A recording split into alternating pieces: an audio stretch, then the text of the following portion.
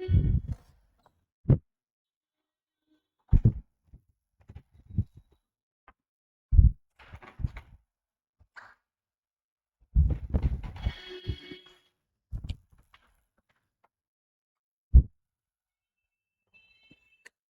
साथियों, मेरा नाम है एस एन भारती और आप देख रहे हैं करंट अफेयर्स सेगमेंट का नया वीडियो। और आज तारीख है आपको 22 नवंबर 2025। हम लोग जो है 22 नवंबर 2025 से जितने भी करंट अफेयर्स के महत्वपूर्ण प्रश्न बन सकते हैं उस सभी पर डिस्कस करेंगे। पीडीएफ आप हमारे टेलीग्राम चैनल से डाउनलोड कर सकते हैं, जिसका लिंक मैंने इस वीडियो के डिस्क्रिप्शन बॉक्स में दे दिया है।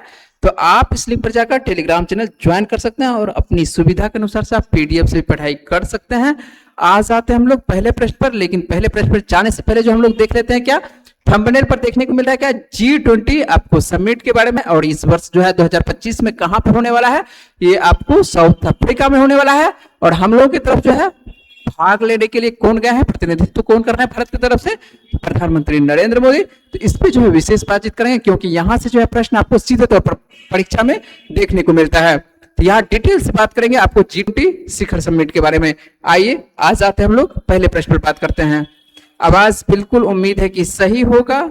कल थोड़ा सा परेशानी की वजह से जो है आप लोगों को जो है लाइव क्लास नहीं हो पाई थी, है ना, लेकिन उसके बावजूद है क्लास आपको प्रोवाइड किए थे। उम्मीद है कि आप अच्छे से वीडियो को वॉच कर चुके होंगे, समझ चुके होंगे, है ना। आइए आज आपका क्लास जो है लाइव है। किसी प्रकार का परेशानी हो तो आप बता सकते हैं यहाँ पे, ठीक है।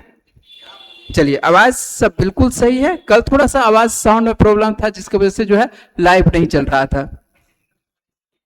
चलिए ठीक है, आ जाते हैं हम लोग पहले प्रश्न पर बात कर लेते हैं। पहला प्रश्न आप लोगों के लिए क्या है, और पहला प्रश्न जो है विश्व मत्स्य आपको दिवस से संबंधित प्रश्न है कि विश्व मत्स्य दिवस कब मनाया जाता है और 2025 का थीम क्या है। इस वर्ष का हम लोग को देखने को क्या मिल रहा है कि 2025 का थीम भी पूछ रहा है कि आपको मत्स्य विश्व मत्स्य दिवस के लिए है। तो ये आपको प्रतिवर्ष 21 नवंबर को मनाया जाता है। और इस वर्ष जो है आपको इंडिया ब्लू ट्रांसफॉर्मेशन आपको क्या है, strengthening value addition in sea food exports है। जो हम लोग सी फूड एक्सपोर्ट्स करते हैं इसके संबंधित आपको रखा गया है क्या, इस वर्ष का आपको थीम रखा गया है। और प्रतिवर्ष कह सकते हैं कि विश्व मत्स्य दिवस कितने तारीख को मनाया जाता है, तो प्रतिवर्ष जो है आपको 21 नवंबर को मनाया जाता है। कितने तारीख को, तो आप ध्यान रखेंगे प्रतिवर्ष आपको यहाँ पर लिखा हुआ भी, आपको प्रतिवर्ष 21 नवंबर को।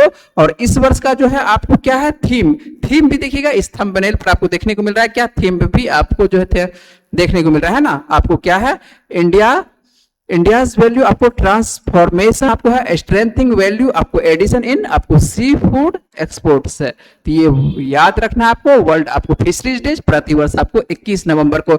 और यहां से ही एक दिवस से संबंधित एक और प्रश्न आज लिए हैं, क्योंकि एक दिवस जो है और आपको हाल ही में मनाया गया, और यह दिवस है विश्व टेलीविजन दिवस। सभी के पास टेलीविजन है ना। तो टेलीविजन दिवस जो है कितने तारीख को मनाया जाता है, यह भी आप लोगों को याद रखना है। और बहुत बार यह परीक्षा में पूछा जा चुका है कि विश्व टेलीविजन दिवस, ठीक है। तो विश्व टेलीविजन दिवस जो है प्रतिवर्ष आपको, यह भी आपको कितने तारीख को, 21 नवंबर को मनाया जाता है। तो ध्यान रखेंगे 21 नवंबर को, है ना।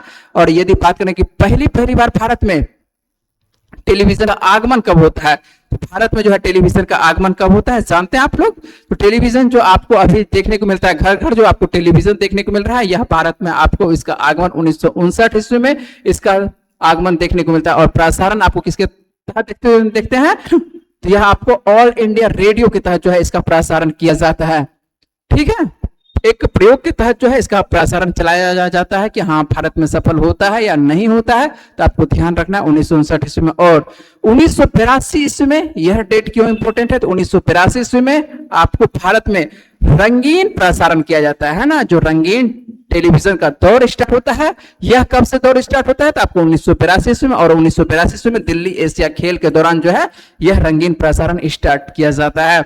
वहीं बात करें 1990 के दशक में, तो 1990 के दशक में जो है सैटेलाइट टीवी क्रांति आती है। जो आप लोग के घर पर जो छोटा डिश लगा हुआ है, ठीक है, इसका दौर आपको कब से देखने को मिलता है, इसका दौर प्रारंभ होता है आपको 1990 से। और जब से 1990 से इसका दौर आता है, तो घर घर जो है यह टीवी जो है पहुंच चुका है, ठीक है। ये जो आपको टेलीविजन के बारे में बात कर रहे हैं ना, यहाँ पर टेलीविजन जो है घर घर ये पहुंच चुका है। तो याद रखना है आपको टेलीविजन दिवस, यदि पूछे कि विश्व टेलीविजन दिवस कब, तो आपको 21 नवंबर को, है ना। पहले हम लोग जो है घर में जब टीवी देखते थे टीवी, तो इसी तरह से मान के चलिए कि सभी को बैठ के पूरा परिवार जो है एक इसी तरह का टीवी हुआ करता था, व्यक्ति देख रहा था। अब जो है ये टीवी एक तरह से कह सकते हैं कि इस तरह का टीवी जिसके पास है, क्या कह सकते हैं आप, अच्छे से उसको सहेज करके रख सकते हैं, आने वाले जनरेशन को दिखा सकते हैं कि पहले इस तरह का टीवी चलता था। चलिए कोई बात नहीं है, आते हैं हम लोग अगले प्रश्न पर बात करते हैं। और अगला प्रश्न जो है आप लोगों के लिए महत्वपूर्ण है, और यही प्रश्न जो है आप लोगों को थंबनेल पर देखने को मिला था। ठीक है, G20 जो है आपको इंपोर्टेंट रहता है, और आप बिहार दरोगा का आप तो सेट प्रैक्टिस कर रहे हैं सुबह में, है ना, और शाम में भी कर रहे हैं, और आपको डिस्कशन इसका मिल रहा है। और आज से जो है आपको वैसे तो ऑफलाइन डिस्कशन हो ही रहा है, साथ साथ जो है आपको आज से लाइव डिस्कशन भी होगा। तो याद रखिएगा, तो लाइव डिस्कशन कितने बजे से? 3 बजे से आपको लाइव डिस्कशन होगा, लेकिन इस चैनल पे नहीं, आपको बात करेंगे किस चैनल पे, ठीक है, लेकिन ध्यान रखना है। चलिए देख लेते हैं, आपको G20 शिखर सम्मेलन आपको 2025 जो है आपको कहां पर है, आयोजित हो रहा है, और भारत की भूमिका क्या है। तो 2025 आपको ध्यान रखना है कि आपको G20 शिखर समिट, है ना, तो G20 शिखर समिट आपको 2025 कहां पर, सीधे तौर पर आप याद रखिएगा दक्षिण अफ्रीका के कहां पर, शहर यदि आप रख पाते हैं तो अच्छी बात है, जोहान्सबर्ग में, है ना। तो दक्षिण अफ्रीका के एक शहर का नाम है जोहान्सबर्ग, और इस वर्ष जो है आपको 2025 वाला G20 आपको शिखर समिट कहां पर होते हुए दिखाई पड़ रहा है, आपको ये दक्षिण अफ्रीका में दिखाई पड़ रहा है। और भारत की तरफ से भाग कौन लेंगे, तो भारत का जो कह सकते हैं कि प्रतिनिधित्व बनकर जा रहे हैं, यह आपको प्रधानमंत्री नरेंद्र मोदी जा रहे हैं। ठीक है, तो ये ध्यान रखना है आपको। और यहां से हम लोग को प्रश्न देखना है विस्तार, इस पे जो है आपको विस्तार से बात करते हुए हम दिखाई पड़ेंगे। क्योंकि यहां से जो है प्रश्न ज्यादा पूछता है। तो सबसे पहले तो हम लोग देख लेते हैं कि भारत की तरफ से भाग लेने वाले कौन है, तो प्रधानमंत्री नरेंद्र मोदी। और इस वर्ष जो है 2025 में ये बैठक कहां पर हो रही है, शिखर समिट कहां पर हो रही है, तो यह आपको ध्यान रखना है कि आपको कहां पर, तो आपको ये अफ्रीका में, और अफ्रीका में जो हो रहा है कहां, कौन से अफ्रीका में, अफ्रीका महाद्वीप के अंतर्गत दक्षिण अफ्रीका, साउथ अफ्रीका की बात कर रहे हैं। और साउथ अफ्रीका के किस शहर में, जोहान्सबर्ग में। और अफ्रीका में आपको यह पहली बार है, अफ्रीका की धरती पर जो है पहली बार आपको G20 शिखर समिट हो रहा है ना। चलिए याद रखना है। और भारत के जो प्रधानमंत्री हैं, हम लोग के प्रधानमंत्री नरेंद्र मोदी, 21 नवंबर को जो है 21 से 23 नवंबर आपको देखने को मिलेगा, कहां, आपको अफ्रीका में देखने को मिलेंगे। प्रधानमंत्री नरेंद्र मोदी 21 तारीख को ही जा चुके हैं, रवाना हो चुके हैं, और ये अब जो है वहां पर आपको समिट में ये भाग लेते हुए दिखाई पड़ेंगे। ठीक है, यह यात्रा यदि बात करते हैं तो भारतीय प्रधानमंत्री को आमंत्रित किया जाता है, जिसके द्वारा एक तरह से मेजबान जो होता है वो आमंत्रित करता है सभी को। और इस बार जो है अफ्रीका के राष्ट्रपति, दक्षिण साउथ अफ्रीका के बारे में बात करें कि साउथ अफ्रीका के जो वर्तमान में राष्ट्रपति कौन है, ये याद रहना चाहिए आपको, सिरिल रामाफोसा है। कौन है, सिरिल रामाफोसा है। तो अच्छे से याद रखना है कि सिरिल रामाफोसा आपको साउथ अफ्रीका के राष्ट्रपति हैं, और इनके निमंत्रण पर ही जो भारतीय प्रधानमंत्री गए हैं। ठीक ना। और यहाँ पर यदि बात करें कि ये पहली बार है अफ्रीका इस मेजबान कर रहा है, ये तो आपको बात बता चुके कि पहली बार ऐसा है कि जो कि अफ्रीका इस बार मेजबानी कर रहा है। और पीएम मोदी जो है, खास तौर पर कह सकते हैं कि पीएम मोदी और अफ्रीका के बीच में जो है एक भावनात्मक, आपको कह सकते हैं कि आपको यहाँ पर देखने को मिलेगा, रिलेशन भी देखने को मिलता है, संबंध देखने को मिलता है। भावना का क्या, भावना देखने को मिल रहा है, भावनात्मक संबंध इसलिए देखने को मिल रहा है क्योंकि 2023 में जो है ये शिखर समिट कहां पर होता है, अपने देश भारत में ही होता है। कहां पर होता है, आपको अपना देश भारत में ही 2023 वाला देखने को मिलता है। ठीक है, और 2023 वाला जो भारत में देखने को मिल रहा है, यहीं पर एक देश को जो है सम्मिलित किया गया था, ये संघ को कह सकते हैं कि सम्मिलित किया गया था। वह संघ था आपको अफ्रीका संघ, है ना, अफ्रीकी संघ जो है आपको यहां पर देखने को मिलता है, इसमें सम्मिलित किया गया था। जान रहे हैं, जो पढ़ते होंगे या जो सेट प्रैक्टिस करते होंगे उनके लिए ये फायदेमंद हो रहा होगा कि ये अफ्रीकी संघ, ठीक है, कब 2023 में आपको सम्मिलित होते हुए दिखाई पड़ता है, किसमें, G20 शिखर समिट में। चलिए यहां पर हम लोग और कुछ बातें कर लेते हैं। इस वर्ष आपको एक और याद रखना है, क्या इंपोर्टेंट रहता है, अमेरिका रहता है, और अमेरिका जो इस बार भाग नहीं ले रहा है। किसमें भाग नहीं ले रहा है, तो ये आप याद रखिएगा, अमेरिका की तरफ से, अमेरिका के जो वर्तमान में राष्ट्रपति हैं, कौन है वर्तमान में राष्ट्रपति, डोनाल्ड ट्रंप है। और डोनाल्ड ट्रंप जो है सीधे तौर पर जो है इस बैठक में भाग लेने से मना कर देता है।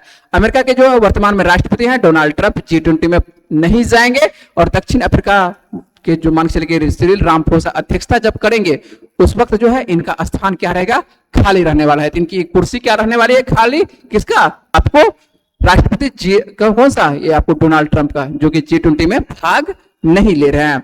और G20 का ऐसा उम्मीद है कि G20 का जो अगला मान के चले अध्यक्ष होगा, जिसको कि सौंपा जाएगा कि कौन अध्यक्षता करेगा अगला आपको कौन सा 2026 का। तो 2026 का एक उम्मीद है कि अमेरिका जो है इसी को अध्यक्षता मिलने वाला है। ठीक है, 2026 का जो है आपको किसको मिलने वाला है, ये अमेरिका को मिलने वाला है। तो ध्यान रखेंगे, अभी फिक्स नहीं है, लेकिन एक उम्मीद है कि 2026 में जो अंतिम बैठक होगा, जिस दिन अंतिम बैठक होगा वो सुपुर्द किया जाता है कि अगला किन को मिलने वाला है। तो वो अंतिम दिन पता चलने वाला है कि अंतिम दिन किन को मिलने वाला है। ठीक है, लेकिन एक उम्मीद है कि अमेरिका को मिलने वाला है। तो देखिए ये किसको सौंपा जाता है, जो भी मान के चलिए वहां पर होंगे उनके राजदूत, उनको सौंप दिया जा सकता है। चलिए, अमेरिका ने जो है दक्षिण अफ्रीका पर क्यों मना कर दिया था? अमेरिका ने जो है दक्षिण अफ्रीका पर अपने श्वेत अल्पसंख्यक समुदाय के साथ जो है भेदभाव का आरोप लगाते हुए जो है कार्यक्रम में न आने का फैसला किया है। जो अपना उसका श्वेत अल्पसंख्यक है व्यक्ति, अमेरिका का जो कह सकते हैं कि अमेरिका का कुछ व्यक्ति है श्वेत अल्पसंख्यक, उनके द्वारा उनको ऐसा लगता है कि उनके साथ भेदभाव होता है और इसी का आरोप लगाता है किस पर, आपको दक्षिण अफ्रीका के राष्ट्रपति पर लग रहा है कि उनके साथ जो है भेदभाव होता है और इसी वजह से जो है वह क्या सकते हैं G20 में भाग नहीं ले रहे हैं, है ना, उससे जो है मुंह मोड़ लिए हैं। तो ये याद रखना है आपको। यह तो हुई आपको 2025 की कहानी, लेकिन इसके साथ साथ जो है आपको बार बार ये प्रश्न देखने को मिलेगा G20 से संबंधित। और यहीं पर हम लोग बात कर लेते हैं कि वर्तमान में G20 में वर्तमान में कितने सदस्य देश हैं, है ना। यदि बात करें कि आप लोगों को कितना याद है, 20 का 20 कि लगता होगा कि 20 है तो 20 नाम होगा, है ना। तो ध्यान रखना है G20 में जो है वर्तमान में, यहां लिख दिया वर्तमान में जो है G20 में 19 देश है। क्या गलत बोल रहे हैं? गलत नहीं बोल रहे हैं, सही बोल रहे हैं। ठीक है, आगे चलिए। 19 देश है, यूरोपीय संघ है साथ में अफ्रीकी संघ भी है। ठीक, अफ्रीकी संघ आपको 2023 से, है ना, 2023 में भी जस्ट बात की कि भारत के द्वारा जो है इसको सम्मिलित किया गया, तो ये याद रखना है 2023 से। चलिए, तो यूरोपीय संघ 19, पहले 20 नहीं हुआ करता था, और अब देखिए यूरोपीय संघ में 27 देश होते हैं, लेकिन अब 27 देश सम्मिलित नहीं होगा। यहां पर जो यूरोपीय संघ का जो अध्यक्ष होगा वह आपको इसकी अध्यक्षता कर सकते हैं, इसके जो बैठक में है भाग लेते हुए दिखाई पड़ेंगे। और उसके बाद अफ्रीकी संघ के 54 देश है, 54 देश अब भाग नहीं लेगा। इसका जो मार्क्स अफ्रीकी संघ का जो अध्यक्षता करता होगा, जो अध्यक्ष होंगे अफ्रीकी संघ का, वह इसमें भाग लेते हुए। तो आपको 19 प्लस 20 आपको प्लस 21 कुल मिला के कितना हो जाता है, आपको 21 सदस्य कह सकते हैं। कि आपको पूछे कि वर्तमान में कितने आपको सदस्य हैं, तो 21 सदस्य हैं। किसका? आपको G20 का। G20 का कितना सदस्य? तो 21 सदस्य है। यदि बात करें कि कौन कौन सा, अर्जेंटीना है, ऑस्ट्रेलिया है, ब्राजील है, कनाडा है, चीन, France, Germany, Bharat, Indonesia, Italy, Japan, Mexico, रूस, सऊदी अरब, दक्षिण अफ्रीका, उसके बाद दक्षिण कोरिया भी है, तुर्की है, यूनाइटेड किंगडम है, संयुक्त राज्य अमेरिका है, और साथ साथ जो है आपको नीचे में लिख दिया है, ये तो 19 देश हो गया, और साथ साथ जो आपको है सामूहिक सदस्य के रूप में आपको यूरोपीय सदस्य है, यूरोपीय संघ है, और कौन सा है आपको देखने को मिल रहा है, और यूरोपीय संघ के साथ साथ कौन सा देखने को मिल रहा है, आपको अफ्रीकी संघ देखने को मिल रहा है। ये यूरोपीय संघ प्लस अफ्रीकी संघ, याद रहेगा कितने, तो आपको G20 में कुल मिला के 21। यदि इस प्रश्न को आप शॉर्ट में पढ़ना चाहते हैं कि कैसे मेरा G20 का इतना देश तो याद नहीं रहता है ना, हो सकता है कि आपको अभी तो बता देते हैं तो याद हो सकता है, लेकिन आने वाले दिनों में आपसे संभव नहीं है कि इतना याद रखना। तो इसके लिए जो है एक ट्रिक का इस्तेमाल किया जाता है ना, तो ट्रिक का इस्तेमाल किया जाता है, लेकिन ट्रिक यहां पर बात नहीं करेंगे। ट्रिक का बात कहां पर करेंगे, तो ट्रिक का बात करेंगे आप लोगों को जो आप लोग कर रहे हैं बिहार दरोगा वाला सेट प्रैक्टिस, वहां पर बातचीत करेंगे। ठीक है, क्योंकि वो विषय यहां का नहीं। सेट प्रैक्टिस में देखा जाता है कि कितना जल्दी आप प्रश्न को सोल्व कर सकते हैं। ठीक है, यहां पर आपको विस्तार से बात करेंगे। सेट प्रैक्टिस में आपको बात करेंगे कैसे कितना जल्दी आप प्रश्न तैयार कर सकते हैं। G20 के इतने सदस्य देश हैं, हो सकता है आपको पूछ देता है कि 4 में से ऐसा कौन सा सदस्य देश है कि जो कि नहीं है, तो अब याद रहे तो ना उतना याद, तो ट्रिक से वहां पर बना लेते हैं कि कितना जल्दी वह सवाल बन जाए। ठीक है, तो इस्तेमाल करेंगे उस ट्रिक का आपको सेट प्रैक्टिस में। चलिए हम लोग आ जाते हैं अगले प्रश्न पर। अगला प्रश्न आप लोगों के लिए है कि अंडर 19 क्रिकेट वर्ल्ड कप 2026 की मेजबानी जिम्बाब्वे और कौन सा देश करेगा। तो संयुक्त रूप से जो है जिम्बाब्वे के साथ पूछ रहा है कि आपको 2026 जो है T20 वर्ल्ड कप किसके लिए, आपको उम्र उसमें फिक्स है किसके, आपको अंडर 19 वाले खिलाड़ी के लिए, है ना। और जिम्बाब्वे के साथ इसमें आपको दिखाई पड़ेंगे, इसमें कौन, आपको नामीबिया दिखाई पड़ेंगे। तो नामीबिया जो है संयुक्त रूप से, नामीबिया और जिम्बाब्वे संयुक्त रूप से क्या है, इसका मेजबान देश होगा। कह सकते हैं इसका आयोजन किनके द्वारा, इन दो देशों के द्वारा। किन किन देशों के द्वारा, तो आपको सीधे तौर पर देखने को मिलेगा जिम्बाब्वे प्लस आपको नामीबिया। कौन से खेल का, तो ये खेल आपको याद रखना है, आपको अंडर 19 पुरुष क्रिकेट वर्ल्ड कप 26 पूरा नाम याद रखिएगा, ठीक है, ऐसा नहीं कि आप महिला वाला या पुरुष वाला, और किस वर्ग वाले उम्र भी आपको याद रखना है। और इस बार जो है विश्व कप में जो है कुल मिलाकर 16 टीमें भाग लेने वाली है और कुल 41 मैच के साथ जो है फाइनल आपको 6 फरवरी को कहां पर होने वाला है, ये आपको जिम्बाब्वे की राजधानी हरारे में होने वाला है। यदि बात करें अंडर 19 आपको वर्ल्ड कप की शुरुआत किस मैच से होने वाले है भारत का मैच, तो आपको भारत का मैच जो है भारत और अमेरिका के बीच होने वाला है। और इस बार जो है लीग मैच में जो है आपको भारत पाकिस्तान के बीच मैच होते हुए नहीं दिखाई पड़ेगा। क्यों? क्योंकि जो है भारत को अलग ग्रुप में रखा गया है, पाकिस्तान को भी अलग ग्रुप में रखा गया है, ठीक है। बीच बीच में ये सब लड़ जाता है, इसलिए इस बार जो है अलग अलग ग्रुप में ही कर दिया। छोटे छोटे बच्चे सब जो है लड़ जा रहे हैं, ठीक है, देखे होंगे मैच, ठीक है। एशिया वाला जो मैच हो रहा था उसमें क्या होता है, लड़ जा रहा है, ठीक है। वैसे ऐसा कारण नहीं है, ये कारण नहीं है, ऐसे आपको बता दिए, चलिए कोई बात याद रहेगा। चलते हैं अगले प्रश्न पर। अरे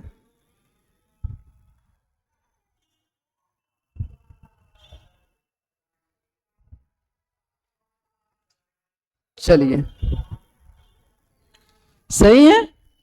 good morning Ramu ji, good morning all of you, ठीक है। जो जुड़ रहे हैं लेट से जुड़ रहे हैं, चलिए कोई बात नहीं है, जुड़िए। प्रतिदिन बीच बीच में गायब हो जा रहे हैं आप, है ना। कुछ कल जो कमेंट किए थे उनका वो अभी तक तो जुड़े नहीं है। चलिए, तो कल जवाब जिनका कमेंट पर नहीं दे सके रहे थे तो उनका जवाब आज दे देंगे, है ना। यदि आप जुड़ते हैं, कल का जवाब इसलिए नहीं मिल पा रहा था, आप लोगों को लग रहा हो कि लाइव चल रहा, लेकिन लाइव चल नहीं रहा था। लाइव वो चल रहा था क्या, प्रीमियर था, ठीक है। वो जो आपको रिकॉर्डेड वीडियो को प्रीमियर पर लगाया गया था, इसी वजह से, क्योंकि यहाँ पर जो है तकनीकी खराबी के कारण जो है खामियां की वजह से आपको लाइव नहीं हो पा रही थी। अभी जो है लाइव है, यदि आप कुछ पूछना चाहते हैं, बातचीत करना चाहते हैं, सीधे तौर पर मेरे पास उसका जवाब आप लोगों को भी मिलेगा और मेरे पास आपका क्वेश्चन सीधे तौर पर देखने को मिलेगा। चलिए आइए देख लेते हैं यहाँ पर प्रश्न क्या है। यहाँ पर प्रश्न है आपको रेलवे संबंधित। यदि आप आने वाले दिनों में रेलवे का एग्जाम देते हैं या देने वाले हैं तो आपके लिए यह महत्वपूर्ण प्रश्न रहेगा। और प्रश्न है आपको दक्षिण रेलवे द्वारा भारत की पहली कोस्ट टू कोस्ट, है ना, इस कोस्ट से उस कोस्ट, ठीक है। चलिए, कोस्ट टू कोस्ट आपको देखने को मिलेगा। पार्सल एक्सप्रेस चेन्नई किसके बीच जो है शुरू किया जाएगा, ये पार्सल एक्सप्रेस चेन्नई और किसके बीच, कौन से शहर के बीच में, तो यह आपको देखने को मिलेगा कहां पर, तो मंगलुरु के बीच में। कौन सा, तो ये आपको मंगलुरु। तो ध्यान रखना है आपको, दक्षिण रेलवे का आपको कहां से स्टार्ट हो रहा है, तमिलनाडु के आपको चेन्नई से आपको रायपुरम, स्टेशन का नाम क्या है, आपको रायपुरम स्टेशन है, और यह मंगलुरु सेंट्रल से मंगलुरु सेंट्रल तक ये जोड़ने का काम करेगा, ठीक है। और नई पार्सल सेवा जो है तमिलनाडु और केरल के बीच माल परिवहन को तेज, नियमित और व्यवस्थित करने का ये कार्य रहेगा, ठीक है। तो ये ध्यान रखना है आपको रेलवे संबंधित ये प्रश्न, इस प्रश्न को। चलते हैं अगले प्रश्न पर। अगला प्रश्न क्या बोल रहा है देख लेते हैं कि सीकल, कल भी देखिए आपको इसके अंतर्गत आपको प्रश्न दिए थे, कौन सा, सिकल सेल एनीमिया आपको दिए थे, थैलीसीमिया दिए थे, और आपको बताए भी थे कि सीधे तौर पर परीक्षा में इस तरह का प्रश्न पूछा जाता है। चलिए आंसर दे रहे हैं, इसका आंसर दे रहे हैं आपको 6 का आंसर दे रहे हैं, सी। किसका आंसर दे रहे हैं, नंबर तो बताइएगा तो पता चलेगा कि किसका आंसर दे रहे हैं, सी, ठीक है। यदि आप दे रहे हैं क्या है इसका आंसर, चलिए मंगलुरु लग रहा है कि आप अभी 5 नंबर पर ही है ना, 5 का आप सी दे रहे हैं आंसर। चलिए कोई बात नहीं है, नंबर के साथ लिखिएगा, है ना, जिससे समझ में आया कि हाँ आप किस आंसर किस प्रश्न का दे रहे हैं। चलिए अगले प्रश्न पर बात करते हैं। सिकल सेल पढ़ चुके थे, याद है, कल आपको विस्तार से पढ़ाए थे, है ना। तो सिकल सेल से संबंधित फिर से आज प्रश्न है। सिकल सेल बीमारी के लिए जो है लॉन्च की गई भारत की पहली देसी आपको CRISPR बेस्ड जीन थेरेपी क्या नाम है, इसका जीन थेरेपी का नाम क्या है, तो जीन थेरेपी का नाम आपको रखा गया है क्या, बिरसा। आपको 101 नाम रखा गया, क्या नाम रखा गया है, बिरसा। आपको बिरसा मुंडा जो है जनजाति से संबंधित है, इसी वजह से है ये आपको नाम रखा गया है बिरसा। क्यों नाम रखा गया, आइए यहां पर विशेष करके बातचीत करते हैं। एक बार फिर से आपको थोड़ा सा इस पर डिटेल बात करेंगे, क्योंकि कल आपको पूरे विस्तार समझाए हैं, तो अच्छे से इसको एक बार फिर से समझ लीजिए, ठीक है। आपको सिकल सेल रोग जो है भारत की पहली स्वदेशी आपको कौन सा आधारित जीन है, आपको CRISPR आधारित जीन थेरेपी बिरसा 101 का क्या कर दिया गया है, शुभारंभ कर दिया गया है। जिनको भी यह बीमारी है उनको जो है ठीक करने के प्रयास रहेगा। और इसका CRISPR का फुल फॉर्म आपके पास पूरा का पूरा यहां पर लिखा हुआ है, ठीक है। क्लस्टर्ड आपको रेगुलरली आपको इंटर स्पेस्ड शॉर्ट क्या है, आपको पैलिंड्रोमिक आपको रिपीट्स है। तो बैक्टीरिया में जो है पाया जाने वाला एक प्राकृतिक रक्षा तंत्र है। ये क्या है, आपको कहां पर ये पाया जाता है, यह जो आपको CRISPR है, आपको ये कहां पर, तो ये आपको बैक्टीरिया में पाया जाने वाला एक प्राकृतिक रक्षा, बैक्टीरिया को कह सकते हैं कि तरह से रक्षा करने का काम करता है, और जिसका उपयोग जो है वायरल DNA को जो है काटने के लिए किया जाता है। क्या किया जाता है? वायरल डीएनए को काटने के लिए। वैसा डीएनए जो कह सकता है एक तरह से क्षतिग्रस्त है, उस डीएनए को क्या किया जाएगा? इससे काटने का प्रयास किया जाएगा, ठीक है। और सिकल सेल रोग जो है क्या है? एक आपको ऑटोसोमल रिसेसिव आनुवंशिक रक्त विकार है। आपको बताए थे कि रक्त से संबंधित बीमारी है और यह आनुवंशिक, अपने माता पिता से ये बीमारी जो है अपने जो भी वंश आगे जो होता है, जो पुत्र है पुत्री है, उनको होने का संभावना रहता है, जो आपको एचबीवी जीन में म्यूटेशन के कारण जो है उत्पन्न होता है। इससे असामान्य हीमोग्लोबिन एस बनाता है, जिसके परिणाम स्वरूप लाल रक्त कोशिकाएं अर्धचंद्राकार तथा कठोर हो जाती है और इससे एनीमिया, तीव्र कह सकते हैं कि दर्द और संक्रमण का खतरा बना हुआ रहता है और अंग संबंधी समस्याएं भी उत्पन्न हो सकती है। सीधी सी बात है, ऑक्सीजन की आपूर्ति शरीर को सही से नहीं हो पाएगा, ये सब कारण बनता है। और यह रोग जो है मध्य भारत, पूर्वी भारत के आदिवासी समुदाय में अत्यधिक देखने को मिलता है। कहां पर देखने को मिलता है यह अत्यधिक? तो यह समुदायों में जो है अत्यधिक देखने को मिलता है। किस समुदाय में? तो आदिवासी समुदाय जो होता है, खासकर मध्य भारत का, पूर्वी भारत का, यहाँ पर आपको अधिकांश देखने को मिलता है। और इसी वजह से जो है जब इसका इलाज इस थेरेपी से सही हो सकता है तो भारत सरकार के द्वारा जो है एनीमिया उन्मूलन का एक मिशन रखा गया है। और कल का यही प्रश्न था, एनीमिया उन्मूलन मिशन का जो है लक्ष्य कब तक के लिए रखा गया है? 2047। याद है? याद है? याद है? यही प्रश्न तो आपको कल दिए थे कि 2047 तक आपको एनीमिया का उन्मूलन का लक्ष्य रखा गया। किसके द्वारा? तो भारत सरकार के द्वारा रखा गया है। प्रश्न आप लोगों को लग रहा है कि थोड़ा सा डिटेल ज्यादा हो रहा है ना, लेकिन समझना होगा बाबू। जब तक ये समझिएगा, आपको आप देख लीजिएगा, कल सभी दिन आपको प्रश्न देख के समझा नहीं सकते कि यही प्रश्न इसी तरह का प्रश्न पूछा गया है, क्योंकि उससे वीडियो लंबा हो जाएगा। तो आप देखिए, बीच बीच में आपको दिखाते रहते हैं, इसीलिए दिखाते हैं कि प्रश्न आपको किस सब कैसा पूछा जाता है। प्रश्न वो जमाना चला गया कि आप एक लाइन में प्रश्न को पढ़ते हैं और आप जवाब देते हैं। थोड़ा सा आपको जो है दिमाग पर अब जो है जोर लगाकर आपका प्रश्न बनेगा, ठीक है। अच्छे से पढ़िएगा तब बनेगा, ठीक ना। इधर उधर आलतू फालतू जगह पढ़ के आप सोचिएगा कि पढ़ लें 200 रुपया में जाके पूरा बायोलॉजी पढ़ लें, उसके बाद जो आपको रिजल्ट हो जाएगा, संभव ही नहीं है, ठीक है। 200 रुपया में जितना सस्ता पड़ेगा वैसा ही आपको रिजल्ट भी होगा, वैसा आपका परीक्षा भी होगा, ठीक है। अब ग्रुप डी में भी उस तरह का प्रश्न नहीं पूछा जाएगा जिस तरह का आप लोग पढ़ के आते हैं। चलिए आइए देख लेते हैं CRISPR, ठीक है। ये जो आपको बात करते हैं, इसमें डीएनए आपको क्या बोले, कटिंग किया जाता है और डीएनए जो है सीजर्स कट करके जो भी मान के चलिए लगे कि ये हाँ जीन किस पे, डीएनए पे आपको पता है, मेरे द्वारा ही बताया गया है, पढ़ाया भी था आपको, वैसे आप जानते होंगे कि जहां पे पढ़े होंगे कोई बात नहीं है। डीएनए पर क्या बैठा रहता है? जीन बैठा रहता है। जो जीन यदि लगेगा कि यहाँ खराबी है, हाँ इस जीन के द्वारा कौन सा, खास करके एनीमिया संबंधित लगे कि जो जीन खराबी है उसको क्या किया जाएगा, डिलीटिंग कर दिया जाएगा। उस जीन को पहले काटा जाएगा, उसके बाद क्या कर दिया जाएगा, डिलीटिंग किया जाएगा, इस जगह से हटा दिया जाएगा और उसके बाद जो है आपको यहाँ पर क्या किया जाएगा, आपको कुछ नए जीन का प्रयोग करके कह सकते हैं कि बीमारी को ठीक करने का प्रयास किया जाएगा। तो ये आपको याद रखना है। आपको एनीमिया जो है भारत सरकार के द्वारा जो है एक ऐसा लक्ष्य रखा गया है कि 2047 तक जो है इसको भारत से क्या कर दिया जाएगा, पूर्णतः इसको उन्मूलन अर्थात समाप्त कर दिया जाए। याद रहेगा। तो सिकल सेल बीमारी क्या होती है, थैलेसीमिया क्या होती है, यदि अभी भी आपके पास समझ में दिक्कत है, आपको अभी भी समझने में परेशानी हो रहा है, तो विस्तार से वीडियो देखने के लिए बाबू आप कल का वीडियो देखिएगा, 21 नवंबर का वीडियो में पूरे विस्तार से बताया है, ठीक है। चलिए आइए चलते हैं अगले प्रश्न पर। 5 शावकों को जन्म देने वाली भारत की पहली देसी चीता कौन बन गई है? ये बन गई है कौन? मुखी बन गई है। कौन? इसका आंसर क्या बनेगा? मुखी बनेगा। और कुछ दिन पहले भी आपको लगभग एक सप्ताह लग रहा है कि एक सप्ताह पहले भी जो है आपको एक सप्ताह के अंतर्गत ये प्रश्न आपको दिए थे, ठीक है, कि ये आपको एडल्ट के रूप में देखने को मिल रही है, ठीक है। कौन? मुखी। और भारत में जन्मी पहली चीता कौन दिखाई पड़ रही है आपको? मुखी। और इनके द्वारा तो पहली भारत में जन्म लेने वाली पहली चीता है और साथ साथ जो है अब जो है ये बच्चों को जन्म देने वाली भी कह सकते हैं कि पहली चीता, भारत में जन्म लेकर बच्चों को जन्म देने वाली पहली चीता बन गई। कौन? और यह कहां पर देखने को मिल रहा है? यह कहां पर है आपको मुखी? तो मुखी आपको मध्य प्रदेश के कोनो नेशनल पार्क में देखने को मिल रहा है। कहां पर? और इनके द्वारा जो है 5 शावकों को, मतलब 5 छोटे बच्चे को क्या कर दिया गया है? जन्म दिया गया है। और भारत में जन्मी कोई मादा चीता मां बनी है, कह सकते हैं यही लिखा हुआ है कि भारत में जो है जन्मी, भारत में जन्म लेने वाली, ठीक है, मादा जो आपको है, मतलब मुखी के बारे में बात कर रहा है कि चीता जो है आपको मां बनी हुई है, ठीक है। इसका नाम क्या है? मां है। इसका नाम क्या है? आपको मुखी नाम है। और मुखी जो है इसका जन्म आपको पता ही है क्या, 2023 में होता है, ठीक है। कब होता है? 2023 में इसका जन्म होता है। और यह आपको 2-3 दिन पहले ये भी प्रश्न दिए थे कि आपको जो है भारत सरकार के द्वारा जो 8 चीता को जो है और लाया जाएगा, कहां से, बोत्सवाना से लाया जाएगा। लेकिन हम लोग बहुत पहले जो है आपको 2022 में जो है आपको 8 चीता लाए थे, कहां से लाए थे, नामीबिया से लाए थे, है ना, नामीबिया से लाए थे। और उसमें जो है एक चीता का नाम क्या था, मादा ज्वाला नाम था। भारत सरकार के द्वारा नाम रखा गया, ऐसा नहीं कि नाम उसका नाम रखा गया है, जैसे आपका नाम है उसी तरह से इसका नाम रखा गया। और नर का नाम रखा गया था शौर्य, नाम रखा गया था। और इनसे जो है आपको कुछ बच्चे का जन्म होता है और 4 शावकों के द्वारा आपको किसके द्वारा, आपको ज्वाला और शौर्य के द्वारा जन्म दिया जाता है। जिसमें से इसका एक खासियत होता है, जानते क्या खासियत होता है, ये जो बच्चों को अपनाती है वही बच्चा जीवित रहता है, और जो बच्चों को अपनाती नहीं है लगभग वो बच्चा जो है देहांत हो जाता है।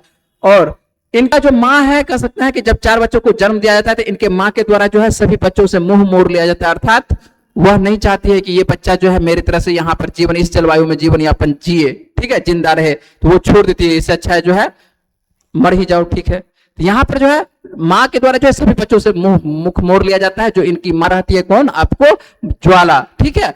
लेकिन 4 में से जो है 3 बच्चे तो कह सकते हैं कि शुरुआती अवस्था में ही मृत्यु को प्राप्त हो जाता है। लेकिन यहाँ पर जो है एक बच्चा जो है जिसका नाम भारत सरकार के द्वारा नाम रखा जाता है, मुखी नाम रखा जाता है, यह संघर्ष करता है। और अपने आप में जब संघर्ष करता है तो ये एक तरह से इस वातावरण में, भारत के वातावरण में, जलवायु में, आपको मध्य प्रदेश के कुल्लू नेशनल पार्क में ये संघर्ष करते करते जिंदा बच जाता है। और जब जिंदा बच जाता है तो उसके बाद ये बन जाती है एडल्ट। और जब एडल्ट हो जाती है तो हाल ही में जो है इनके द्वारा जो है फिर से 5 शावकों को जन्म दिया गया है। अब 5 शावकों में से देखिए कितना जिंदा बच पाता है, ठीक है। ये जो है आपको मुखी, आपको क्या है, चिता है। और इनके द्वारा ध्यान रखना है कि आपको ये प्रश्न कहां पर पूछा जाएगा, तो ये आपको पर्यावरण संबंधित जो प्रश्न होता है उसमें से पूछा जाएगा, ठीक है। चलते हैं, चलिए अगले प्रश्न पर बात कर लेते हैं कि अगला प्रश्न क्या है। भारत की पहली इंसानों वाली गहरे समुद्र में जाने वाली आपको क्या है, मर्सिबल है। तो भारत में आपको क्या है, इंसानों वाली, कैसा है, इंसानों, देखने में कैसा लगेगा, इंसानों जैसा, आकार कैसा दिया गया, इंसानों के जैसा आकार दिया गया है। और गहरे समुद्र में जाने वाली आपको सबमर्सिबल का नाम क्या है, इसका नाम रखा गया है मत्स्य। आपको 6000, कितना, मत्स्य आपको 6000 नाम रखा गया, कितना, मत्स्य आपको 6000। ध्यान रहेगा सबमर्सिबल है और गहरे समुद्र में जाने वाली, तो ये जो है आपको ध्यान रखना है, इसका नाम आपको क्या है, मत्स्य आपको 6000। तो भारत जो है आपको 2025 के अंत तक अपने पहले मानव चालित सबमर्सिबल मिशन की शुरुआत करने जा रहा है, जो उसे गहरे समुद्र की अनुसंधान करने वाले चुनिंदा देशों की सूची में क्या करेगा, शामिल कर देगा। प्रारंभिक चरण में यदि देखते हैं तो यह यान जो है आपको कौन सा, सबमर्सिबल जो है, मानव चालित आपको सबमर्सिबल जो है आपको 500 मीटर की गहराई तक, लेकिन कुछ दिनों के बाद जो है 2026 में आपको ये 6000 है, इसलिए आपको इसका नाम रखा गया है, आपको मत्स्य 6000 नाम रखा गया है। 6000 मीटर तक की पहुंचने का ये लक्ष्य निर्धारित रखा गया कि आने वाले दिनों में जो है 6000 की मीटर की गहराई तक में जो है ये आसानी से जा सके। और यह जो है आपको अध्ययन किया जाएगा डीप ओशन मिशन के तहत। भारत सरकार की एक रणनीतिक का ये पहल है जिसे प्रधानमंत्री नरेंद्र मोदी के नेतृत्व में शुरू किया गया है। और इसका उद्देश्य क्या है, उद्देश्य अच्छे से याद रखना है, क्या है उद्देश्य, नीली अर्थव्यवस्था को गति देना। और नीली अर्थव्यवस्था का क्या आएगा, यहां पर यही चीज आएगा, समुद्री संसाधनों की खोज करना, पर्यावरणीय संतुलन को बनाए रखना है। और इस मिशन के तहत जो है भारत का अब 6 देशों की सूची में, ये तो आपको पहले बता चुके हैं कि 6 देशों की सूची में जो भारत का भी नाम जो है अब सम्मिलित हो चुका है या हो ही जाएगा। तो ये आपको ध्यान रखना है। ये जो सबमर्सिबल आपको देखने को मिल रहा है, आपको क्या नाम है इसका, मत्स्य आपको 6000। और ये जो है डीप ओशन के तहत जो है अध्ययन करेगा, क्या पाया जा रहा है, नहीं पाया जा रहा है। अंदर जब जाइएगा तब ना आपको पता चलेगा कि क्या है नहीं है, ऊपर ऊपर कितना पता चल सकता है। तो ये डीप ओशन के तहत जो है आपको ये मत्स्य, आपको क्या नाम है इसका, तो आपको ध्यान रखना है इसका क्या नाम है, आपको नाम है इसका मत्स्य आपको 6000, यहाँ पर है लिखा हुआ आपको मत्स्य 6000, ठीक है। और ये इसका आकार, ये तो आपको यहाँ पर आकार नहीं दिखाई पड़ रहा है, लेकिन इसका पीछे से पूरी तरह से आकार दिखेगा तो ये कैसा दिखाई पड़ता है, इंसानों के जैसा। कैसा लगेगा, आप लगेगा कि इंसानों के जैसा, ठीक है। दूरी से जो है कोई व्यक्ति देखेगा, इमेज लेगा तो उसको लगेगा कि कोई ना कोई इंसान वहां पर क्या कर रहा है, तैर रहा है, ठीक है। चलते हैं अगले प्रश्न पर। उम्मीद है कि प्रश्न को आप समझ रहे होंगे, बात को समझ रहे होंगे और प्रश्न आप तैयार करिएगा, ठीक है। यदि तैयार करते हैं तो अच्छी बात है, यदि नहीं तैयार करते हैं तब कोई बात नहीं है, आपको जहां उचित लगेगा वहां पढ़िएगा, ठीक है, कोई दिक्कत नहीं, इससे क्या दिक्कत है। चलिए अगले प्रश्न पर बात करते हैं। आपको international tennis hall of fame, है ना, क्या बात कर रहे हैं, आपको international tennis hall of fame 2026 के लिए जो है किसे चुना गया है, 2026 के लिए जो किसे चुना गया है, तो ध्यान रखना है टेनिस आपको हॉल ऑफ फेम के लिए चुना गया। किसको चुना गया है? आपको रोजर फेडरर को चुना गया है। याद रहेगा किनको चुना गया है? रोजर फेडरर को चुना गया है।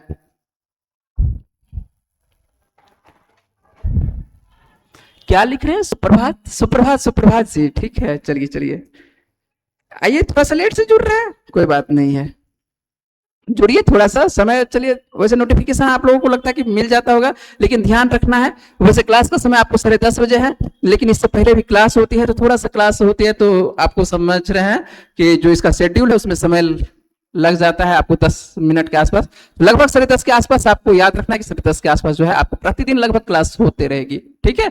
और इनको आप पहचानते होंगे, क्या है ये? आपको रोजर फेडरर है, और इस वर्ष जो है इन्हीं को क्या मिल रहा है आपको यहाँ पर जो है हॉल ऑफ फेम, ठीक है। किसके लिए? किस खेल के लिए? आप आज के प्रश्न में आपको देखिए, आज यदि आप बिहार दुर्गा वाला, जो बिहार दुर्गा वाले हैं देख रहे हैं, ऑनलाइन देख रहे हैं, उनसे बातचीत कर रहे हैं कि उनको जो है आज पूछा था, क्या पूछा था? आपको रोहन बोपन्ना के बारे में पूछा था कि रोहन बोपन्ना किस खेल से संबंधित है। इसी तरह का तो आपको पूछा जाता है, यदि पूछ दे कि क्या कहते हैं आपको रोजर फेडरर किस खेल से संबंधित है, तो क्या हो जाएगा? टेनिस से संबंधित है ना। इस तरह का आपको प्रश्न पूछता है, बार बार पूछता है, और आज के सेट में भी आपको देखने को मिला था। यदि आप थोड़ा सा भी भरोसा करके रखिएगा तो जरूर आपको सेट आपका नंबर पड़ेगा। और सेट प्रैक्टिस के साथ साथ आपको क्या करना है? करंट अफेयर्स जो बिहार दरोगा, खास करके अभी बात करेंगे बिहार दरोगा, सेट प्रैक्टिस अभी करवा रहे हैं, सुबह शाम करवा रहे हैं बिहार दरोगा का, और आपको जो है रिजल्ट आपको इस बार जो है अच्छे से आप याद रखिएगा, रिजल्ट जरूर होगा आप लोगों का, है ना।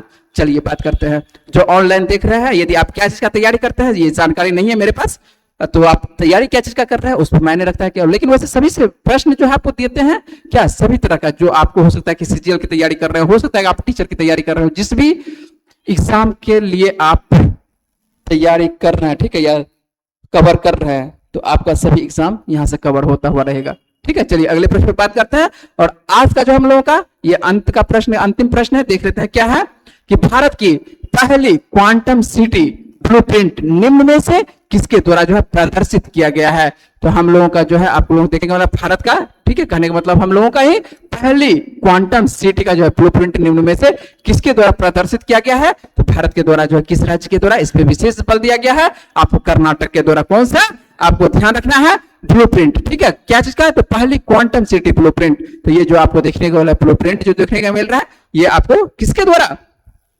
तो आपको कर्नाटक राज्य के द्वारा, और कर्नाटक के जो मंत्री आपको बोस राजू, बेंगलुरु टेक समिट में जो है भारत की पहली क्वांटम सिटी ब्लूप्रिंट का जो है अनावरण यहां पर किया गया है। और इस क्वांटम सिटी आपको कहां पर? तो आपको हेसरघट्टा में भी बनाया जाएगा। कहां पर बनाया जाएगा? तो आपको ये ध्यान रखना है, आपको कहां पर? तो आपको हेसरघट्टा में बनाया, जिसका लक्ष्य क्या है? राज्य को क्वांटम प्रौद्योगिकी के क्षेत्र में अग्रणी लाकर खड़ा कर देना। किस राज्य को? तो ये कर्नाटक को, और कर्नाटक के जो मुख्यमंत्री हैं इसके लिए काम कर रहे हैं। और कर्नाटक के मुख्यमंत्री कौन है वर्तमान में? सिद्धारमैया है। वर्तमान में बात करें कि आपको राजधानी बेंगलुरु है, और राज्यपाल कौन है आपको? कर्नाटक के वर्तमान में थावरचंद गहलोत है। बात करें कि लोकसभा की कितनी सीटें आपको कर्नाटक से आती है, तो 28 सीटें, और राज्यसभा की कितनी सीटें आती है, तो आपको 12 सीटें आती है, ठीक है, याद रहेगा। चलिए, तो ये था करंट अफेयर्स का सेगमेंट। लेकिन यहां पर जो है अंत में आप लोगों से एक प्रश्न पूछते हैं, जैसे कि आप लोगों के कल के वीडियो में आप लोगों से एक प्रश्न पूछे थे, जिसका जवाब क्या है हम लोग देख लेते हैं। आप लोग भी जवाब देने का प्रयास करेगा, जो अभी ऑनलाइन है तो आप तो सीधे तौर पर अभी जवाब दे सकते हैं, लेकिन यदि आप वीडियो को बाद में देखते हैं, जब भी आपको मौका मिलता है उस वक्त आप देखते हैं, तो आप जरूर जवाब देने का प्रयास करिएगा। आपका जवाब का हमको इंतजार रहेगा, और नाम के साथ, नाम कहां से और वीडियो कहां से आप देख रहे हैं, ये भी तो पता चले कि आप कहां से देख रहे हैं, वीडियो आपको कहां पर मिल रहा है, ठीक है। चलिए देख लेते हैं कि आपको कैम्ब्रिज डिक्शनरी बता चुके हैं इस प्रश्न को, आपको 20 नवंबर को पूरे विस्तार से आपको बताए हैं कि ये प्रश्न का आंसर है ना। यदि आप नहीं देखे हैं तो आप जाके देखिए, यदि आप जान रहे हैं तो इसका जवाब आप उम्मीद है कि दे चुके होंगे। आपको कैम्ब्रिज डिक्शनरी के द्वारा जो है वर्ष 2025 शब्द जो है किसको घोषित किया गया, 2025 का शब्द किसको घोषित किया गया है आपको, किस डिक्शनरी में? आपको कैम्ब्रिज डिक्शनरी में। यह आंसर इसका बनेगा पैरा सोशल को आपको विस्तार से बताए थे। वैसे व्यक्ति जिसको आप जानते हैं लेकिन नहीं जानते हैं, बात करिए कि जानते भी हैं नहीं भी जानते हैं, ये क्या हो गया? ऐसा व्यक्ति जिसको आप कह सकते हैं कि जानते हैं, महसूस करते हैं, उसको जानते हैं ऐसा कि आपके लिए लगता है कि यही जो आपका व्यक्ति है, यही आपके लिए जीवन में आने वाले दिनों में फायदा हो सकता है, और इसके बिना आप रह नहीं सकते हैं। ऐसा व्यक्ति हो सकता है ना, जिसको आप जान रहे हैं, लगता है कि यह जो व्यक्ति है आपके लिए आने वाले दिनों में कह सकता है कि काम दे, या हो सकता है कि आपके जीवन के लिए फायदेमंद हो और उसके बगैर जो है आपको मन नहीं लग रहा है ना, वास्तविकता में उसके बगैर मन नहीं लग रहा है, ठीक है। तो यह जो है आप उसको क्या कर रहे हैं, एक तरह से महसूस कर रहे हैं, जान नहीं रहे हैं, क्या कर रहे हैं, महसूस कर रहे हैं, उसके बारे में वास्तविकता में नहीं जानते हैं। यही होता है पैरासोशल, कि वास्तविकता में आप उसको नहीं जानते हैं, लेकिन ऊपर ऊपर आप जानने का प्रयास करते हैं, ठीक है, सिर्फ महसूस करते हैं। वैसे व्यक्ति को कहा जाता है, वैसे व्यक्ति को पैरासोशल के अंतर्गत रखा जाता है। और इसी शब्द को जो है इस बार कैम्ब्रिज डिक्शनरी के द्वारा जो 2025 का शब्द रखा गया था। उम्मीद है यदि आपको अभी भी समझ में नहीं आया है तो आप विस्तार से देखने के लिए प्रयास करिएगा। किस तारीख को? आपको 20 नवंबर के वीडियो में आप ये पैरासोशल आपको विस्तार से बताए हैं। चलिए यहां पर हम लोग देख लेते हैं, जाते जाते जो है आज का प्रश्न देख लेते हैं, आपके लिए क्या प्रश्न है। चलिए, श्री राधे कृष्ण जी है ना, चलिए जो भी है आपका नाम जो है श्री राधे कृष्णा जी, आपको क्या कर सकते हैं, आपको ईमेल आईडी से ये आंसर आ रहा है, डी नंबर आ रहा है। डी नंबर आप किसका आंसर दे रहे हैं? उम्मीद है कि आपको लग रहा है क्या ये जो प्रश्न पूछे हैं आप इसी का आंसर दे रहे हैं। चलिए बिल्कुल आपका आंसर बिल्कुल बिल्कुल सही है, ठीक है। और इस प्रश्न का जवाब जो है आप रखिएगा और कमेंट बॉक्स में अभी दे सकते हैं, यदि नहीं तो अभी नहीं दे सकते तो आप बाद में भी दे सकते हैं, जब आपको इच्छा करे तब दे सकते हैं, है ना। और ये प्रश्न आसान सा प्रश्न है, ये प्रश्न आपको कल करवा चुके हैं विस्तार से, ये भी प्रश्न आपको करवा चुके हैं। और ये आंसर जो व्यक्ति बाद में देखिएगा उनके लिए है ये प्रश्न, जो लाइव देख रहे हैं वो तो उम्मीद है कि आप सभी कोई दे ही देंगे, दीजिएगा जवाब, लेकिन वो उसके लिए है जो कि आप किस कह सकते हैं कि बाद में वीडियो देखते हैं। तो नीतीश कुमार ने जो है बिहार के मुख्यमंत्री के रूप में कितनी बार शपथ ले चुके हैं? आंसर आसान सा आंसर है ना, उम्मीद है कि आप जवाब दीजिएगा। आपका जवाब का भी वेट कर लेते हैं। चलिए आपका जवाब भी हम देखते हैं कि आप जवाब दे रहे हैं। तो नीतीश कुमार जो है बिहार के मुख्यमंत्री के रूप में कितनी बार शपथ ले चुके हैं? तो आपको जो है इसका जवाब देना है कहां पर? कमेंट बॉक्स में देना है। यूट्यूब के जहां पर भी देख रहे हैं, जिस भी चैनल पर देख रहे हैं, आपको देना है जवाब कमेंट बॉक्स में देना है। उम्मीद है कि आपको वीडियो अच्छी लग रही होगी, और वीडियो यदि अच्छी लग रही है तो वीडियो क्या करना है, लाइक करना है, चैनल को क्या कर लेना है, सब्सक्राइब कर लेना है, जिससे कि आपके पास प्रत्येक दिन आपको नोटिफिकेशन मिलता रहेगा।